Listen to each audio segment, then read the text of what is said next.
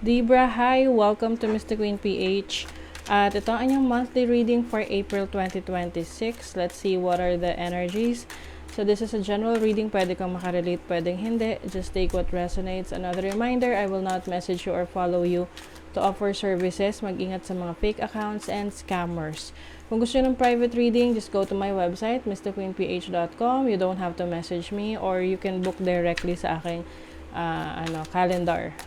Link on the description or comment section. Kung hindi nyo makita, go to my website, mrqueenph.com. Nandoon lahat ng information. Okay, Libra, let's see. April 2026. What's the energy? Okay, you have reflection. Ikaw ay nagmumuni-muni, nagre-reassess ng situation mo. Ano ba yung makakabuti sa'yo? Ano yung hindi? Ano yung action na gagawin mo moving forward? You may be making a major decision ngayong April, you know. You have the fire. Fire is like your passion, your action. Keep the fire. Keep the fire burning. Oh, power. Wow, okay. I think you're finally realizing your power, Libra. Na kung dati parang sinesecond guess mo yung sarili mo na tipong you're not good enough, I think ngayon you will realize na, teka, marami kang talents, marami kang skill set, marami kang kayang gawin. And ngayong April, you will finally take action. Take that leap of faith because you believe in yourself. You believe in what you can do. Let's see. Okay, oops, nalagla. Oh. Okay, you have the 10 of Pentacles. Financial stability, financial security. I also see this as pagkakaroon ng time with your family, loved ones.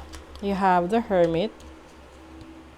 The Hermit is, the self-reflection energy for you. Maaring malungkot yung iba sa inyo, Libra. Meron kayong mga namimiss na family members or loved ones. But alam mo sa sarili mo na kailangan mo maging malakas, magpakatatag para na rin sa kanila. You have the 3 of Wands and then the Emperor. So you are finally taking control of your life. Hindi ka na tipong, hindi mo na sinasabi na bahala na. Oo. Bahala na kung anong mangyari. For you, you want to know kung ano yung mangyayari. At kung hindi mo alam ang mangyayari, ikaw ang gagawa ng mga pangyayari. You get my point? So, kumbaga, you are finally taking responsibility of your actions, of your choices. And that will do good sa'yo kasi mas nagmamature ka at mas nagiging structured yung buhay mo. Mas may direction.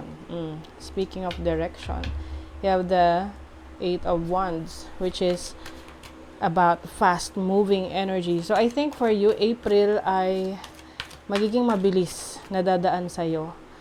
Dahil busy ka. Marami kang ginagawa. Marami kang iniisip. And I think yun yung magpapa-speed up ng life mo. Oh, diba? Sabay lumabas yung Wheel of Fortune. That is movement, no? Moving to a new direction. Yung iba sa inyo may energy shift or change ng tatahakin nyo or ng path ninyo. This is towards your happiness and fulfillment. So, very inspirational ang April for you. Sa mga Libra dyan. Just keep the fire burning, kumbaga. Kasi, the more na passionate kayo sa ginagawa nyo, the more na maraming exciting things na mangyayari for you that will bring happiness and fulfillment. O, diba? Merong pa-adventure. You're going on an adventure. You are getting out of your comfort zone, mga new experiences, no? Uy, wow, 777, this is good luck. Pwede rin kayong mag-try ng Game of Luck. Malay nyo, 'di ba? May Wheel of Fortune din dito eh. And then, this is like luck on your side. Pero, hindi to dahil sinwerte ka lang dahil kahit wala kang ginagawa. Ito yung swerte na meron ka kasing ginagawa, kaya ka lalong sinaswerte. 'Di ba? Oh, ang ganda. You are aligned. 222. Ina-align mo yung sarili mo sa goals mo, sa iyong mga pangarap, and at the same time, yung actions na ginagawa mo. So, kapag aligned yun, edi magaganda yung mangyayari. Kumbaga, ma-achieve mo yung goals mo. And, mas magiging mabilis yung takbo ng iyong life. 'Di ba? So, that's pretty nice. And ano rin to, balance. You are bringing balance into your life. You are finally in the process of, working things out dun sa mga bagay na dati ay hindi nag-work for you. Some of you may opportunities to work abroad, travel abroad, or change shift ng energy sa career path, trabaho. Pwedeng mag-iiba ka ng career, mag-iiba ka ng company, mag-iiba ka ng source of income, or change ng bahay, location. Pwedeng meron ding sa inyo, makaka-acquire ng properties. Don't be afraid to sing. Huwag kang matakot na ipakita ang totoong ikaw. To express your talents. Showcase your skills, 'di ba? And unplug and relax for a spell. Of course, kung magiging busy ka ngayong April, so kailangan may time ka rin para sa sarili mo, no? Relax, rejuvenate, renew. It's like giving time para sa sarili mo na makapagpahinga.